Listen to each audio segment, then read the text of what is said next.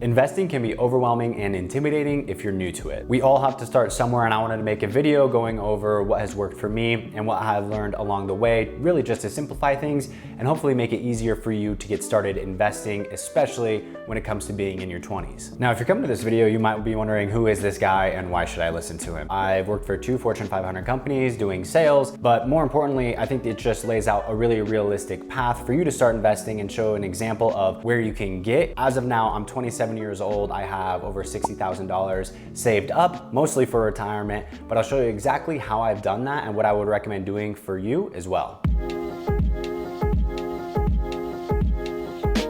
So first, we're gonna talk about what you should do before you start investing and what you should have in place, and also why saving for retirement and investing is so important. So before you even go and invest extra money, I would really recommend having an emergency fund. So if anything were to happen, let's say for example, you get a flat tire or your car breaks down and you need $1,000 to $2,000 to pay for that, you don't want to have to use your credit card and get into a debt position where you're gonna have to pay that off month to month and pay interest on that money. So I think a good rule of thumb, depending on how risk adverse you are, would be to have 3 to 6 months saved up for an emergency fund. So for me, I like to have anywhere from $6,000 to $10,000 saved up in case a rainy day comes along. Hopefully you never have to use the money. Another thing you wanna do before you start investing is eliminate debt, and especially eliminate the debt that is crippling. I would consider crippling debt to be anything above a 5% interest rate. So a great example of this would be credit card debt. Credit card debt can go anywhere from 18 to 27, 25%. The amount of interest that you're paying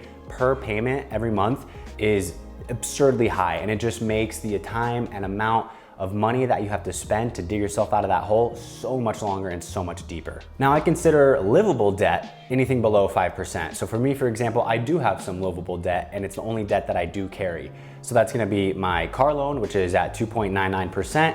It's a very low interest rate, so I'm not too concerned about it. And then additionally, my student loans, which are range from about 3% to 4.5%. So still under what I would consider that 5% threshold. Anything above that 5% threshold, I would pay off as soon as possible. And think about it this way, a good return annually on an investment conservatively would be a 7% return. If your debt is even close to that 7%, it makes way more sense to go ahead and pay off the debt rather than invest it and try to earn more money that route. Now, once you have those things set up, you should absolutely have your retirement account in place. And honestly, you should kind of have this going right as you enter the workforce would be my advice. Later on in the video, we'll go into more detail into the different accounts that you can set up, but the important thing to know is that the earlier you start, the better. And here's why. It's the whole concept of compounding interest, and Albert Einstein quoted this as the 8th wonder of the world. So to simplify it, compounding interest is the interest that you earn on interest. So for example, I've gotten a $4,000 return on the retirement account that I have in place of roughly $50,000. So what that means is as I earn that money, it just continues to build. So now instead of it being just $50,000 that I have, it's $54,000, which is that extra $4,000 that I earned on my money being invested into the stock market. And over time, it just continues to accrue, and that money that you gain reinvests itself into the base money that you have, and it just grows and grows and grows. So for example, let's say at 22 years old, you start your 401k with $3,000 in it and you contribute $300 a month conservatively. Let's say that we have a 7% annual return, which is very fair, and after 30 years, you will be left with $362,000. As you see, that the longer that the money is in, especially at the tail end of your working life or when you're about to retire, is really when that compounding interest does its work. So that's why the earlier you start, the better, so you can continue to see that hockey stick growth later on in life when you need the money. I want to go ahead and talk more about just the classic terms that you should know before you get started investing. So the first one being a stock. A stock is essentially buying a share or sliver of a company, and that's, I think, the easiest way to think about it. So for example, right now Tesla is trading at $185. So it is $185 for one share of the company. A dividend is a sum paid regularly to its shareholders typically quarterly, of extra reserves or extra earnings that that company had. Next is gonna be the stock market, and just essentially visualize this as a marketplace. So if you're walking down the aisle, there you go. You'll see Tesla, you can see Expedia, you can see Apple, Microsoft. It's just the marketplace of all these different companies offering shares to invest in their company. Next up is a mutual fund, and this is an investment fund that is bought by shareholders together, as in their money is pooled together, and it's managed by a professional, so think of a financial advisor. Now, I would call a caveat, or just at least a warning with mutual funds, is you need to be careful because the fees for these people overseeing the funds, these financial advisors, can be really steep, anywhere from 0.5% to 1%. And it doesn't sound like much, but if you take out 1% of your earnings over the life of your investments, it can equal tens, if not hundreds of thousands of dollars. I personally would recommend sticking to a different type of investment fund, and that would be an index fund. Now, funny enough, an index fund is also a mutual fund, but typically with an index fund, the rates are gonna be much, much lower. I would recommend either just going through Vanguard, investing in an index fund there, or simply just doing the S&P 500 and putting your money into that index fund. Those are both great options. Also a screenshot here of me doing that at Robinhood myself. I think this is just the easiest way. It's super hands-off and it really doesn't require hardly any effort at all. Now, an index fund is also a mutual fund, funny enough, but the fees are much, much lower on index funds, around 0.06% compared to 1%. That's a massive, massive difference. So again, an S&P 500 is really just a big bucket of companies and different shares that you can buy into. So for example, the S&P 500 is the top 500 largest companies in the US stock market. And it's very similar to a mutual fund in that way, but a mutual fund is obviously managed by somebody. And so they pick exactly which companies, which investments, bonds, whatever they want to put in there, in comparison to an index fund, which is really just a preset set of companies. It does have some variability and change in there, but for the most part, it's very similar year over year and quarter to quarter. Next up is gonna be a bond. And in your retirement account, you will see a significant percentage of bonds in there contributing to the growth of your retirement account. The reason for this is bonds are seen as an extremely, extremely safe investment because a bond is essentially a debt security, or in other words, a IOU. And the reason they're seen as such a safe investment is because the borrower is the government. And so that's why you'll see a pretty large amount of bonds in your retirement account. So those are just some of the basic terms that I think pretty much everybody should know when it comes to investing. There's certainly much, much more you can get into and a lot deeper of explanation as well. But for the purpose of this video, I think that is plenty good, hopefully. If you have any more questions, please comment below and I will definitely get to those.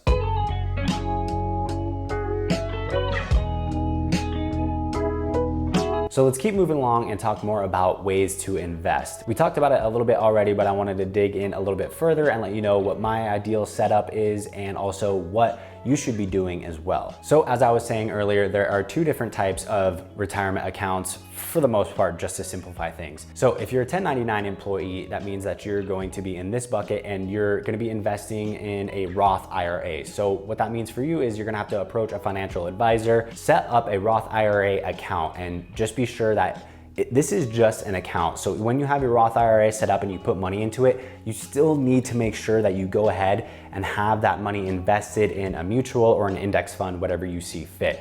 That is probably one of the most common mistakes I see people making, and you're gonna miss out on thousands of dollars of returns if you just put it into this retirement account and let it sit without it being invested. So be sure to follow up there.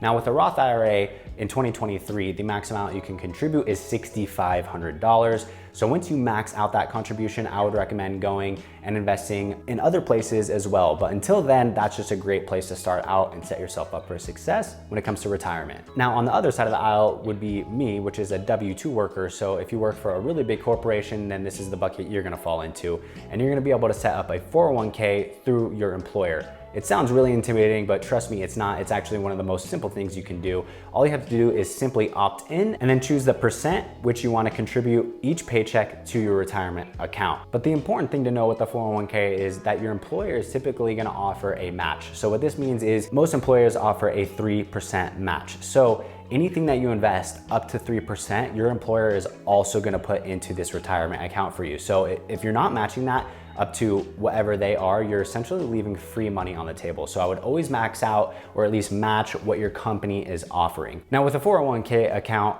you can max it out at $22,500. They typically slowly bump up this number year over year, but that's a pretty considerably high number. So until you max this out completely, I would not go and invest your money elsewhere in terms of single stocks or anything like that. Again, that's just my advice. I'm not a financial advisor, but I think a 401k is a super safe bet, and that's where I would put my money, is towards retirement.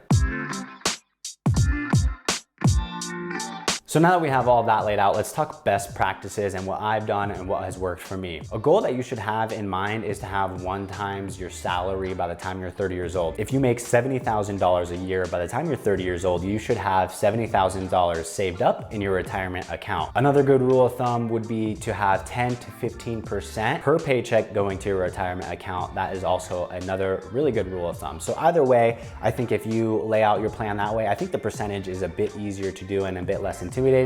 So if you do a 10% 401k contribution through your employer, then you're more than likely gonna hit that threshold of having 70K by the time you're 30 years old. And another thing with 401ks that I wanted to call out is the idea of vesting or being fully vested. So a company will typically require you to be with them for 2, 3, or 4 years, depending on the company, but be sure you know this and talk to them directly. So if you only work for the company for a year, you're more than likely not gonna be fully vested. And what that means is any of the money that they put in, AKA matched for your 401k contributions, you will not get. So make sure that you stay at the company long enough to get all of their contributions, and after 3 years, if you decided to leave the company, that money is then yours. So in my position, I like to contribute 12% to my 401k per paycheck, and then I have a 3% match through my employer.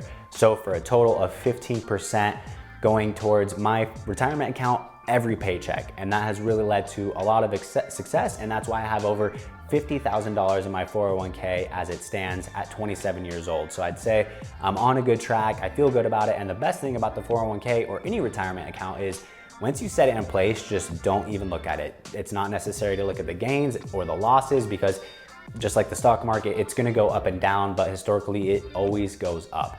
So don't worry about it, just get it in place and let it do its thing. And again, I really wanna drive home the point that the whole point of investing and purpose of investing isn't to put it in for a few years and then pull it out and buy a house with it. Certainly you can do that with the S&P 500 if you have some spare money, but with a retirement account, you wanna just leave it in there and let it do its thing. And you really wanna do this because there's the thing called short-term gain tax versus long-term gains. So for example, a short-term capital gains tax that was in the stock market for, let's say, less than a year can be taxed as high as 37%. That's massive. Whereas a long-term capital gains tax, depending on your income threshold, will be anywhere from 10, 15, or 20%. So there's a massive difference there, almost double the amount of tax you'd have to pay on a short-term capital gains. So nonetheless, any capital gains you get is worthwhile, but being taxed at such a high rate really eats into the amount that you've earned.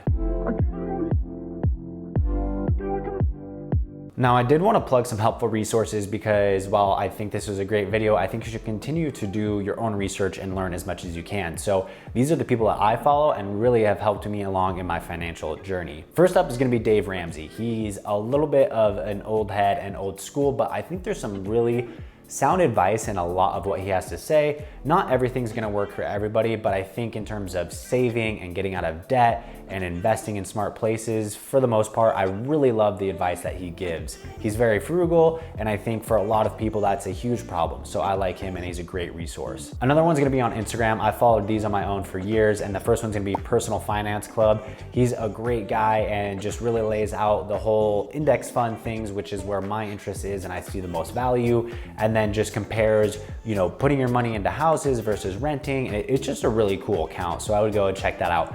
Another one's Jose Hernandez. He's great. He's on Instagram and TikTok. I'll link all of their information below so you can go find that for yourself, but he's really helpful too. He used to be a financial advisor and then made his own business just helping people on social media, and I think it's really cool, and I love the sound advice that he gives. So I really love those 3 places to go in terms of just improving my financial literacy, and I would recommend you check it out as well. Now, I'm not a financial advisor at all. These are all just my tips and what has worked for me. Now, if you want to see exactly how I was able to achieve saving saving $62,000 by the time I was 27 years old, then go ahead and check out the video that's gonna play next. I think you'll really enjoy it. Now, I hope you found this helpful. If you did, please throw a thumbs up and also subscribe. I would really appreciate it, and we'll see you on the next video.